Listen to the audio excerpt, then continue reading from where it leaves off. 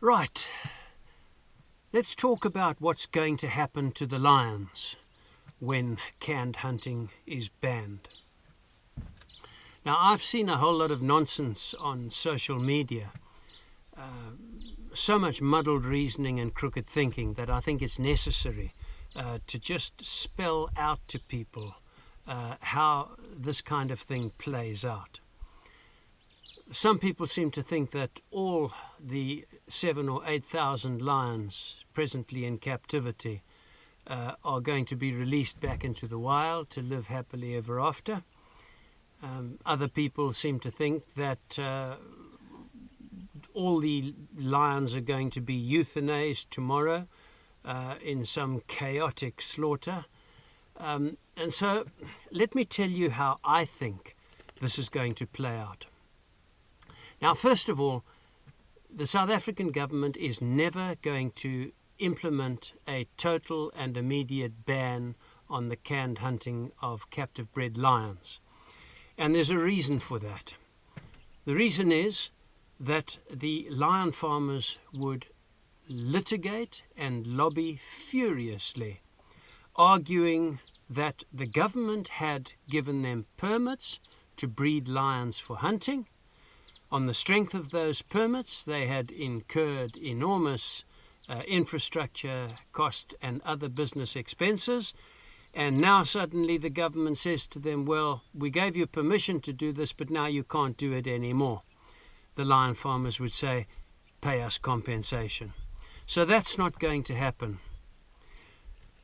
What is the best that we can hope to achieve in order to bring canned hunting to an end?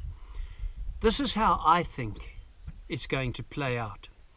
First of all, what we can achieve is a ban on further breeding of lions in captivity. As far as the existing lions are concerned, there is no doubt that the government will give the lion farmers a period of time within which to wind down their businesses and to bring their hunting activities to an end gradually over a period of, I've heard, 5 to 7 years mooted in government circles. So what will happen is the existing lions will be shot out over a period of 5 to 7 years until there are none left.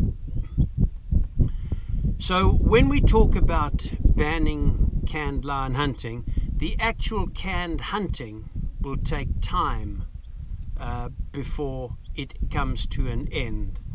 But what we can achieve much more quickly is a ban on the captive breeding of lions and to prevent further lion cubs being born and brought into this dreadful industry. Edna Molewa loves hunting. She thinks that hunting is conservation, and she will do nothing unless the hunters tell her what to do. So why would the hunters themselves tell the government to ban captive breeding of lions?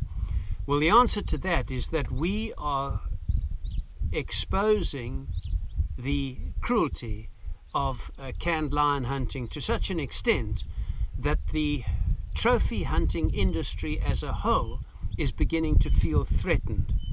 Now, for the first time, with movies like Blood Lions, the hunting industry feels that it is possible, and there is a growing risk, that the whole trophy hunting industry is going to be pulled down and banned by the canned lion section of that industry. And so it is the hunting industry itself which will approach the South African government and say, listen, if you don't want to lose your trophy hunting business, you'd better do something about the captive breeding of lions. And so we've got to continue to put pressure on the hunting industry. How do we do that? The same as we always have done, by raising awareness again and again and again, until so many people are aware of the cruelty and the environmental terrorism which masquerades as conservation, that we reach a tipping point. And not just in South Africa, but all over the developed world. Steps are taken to ban trophy hunting, and in particular lion trophy hunting. So that's how I think it's going to play out.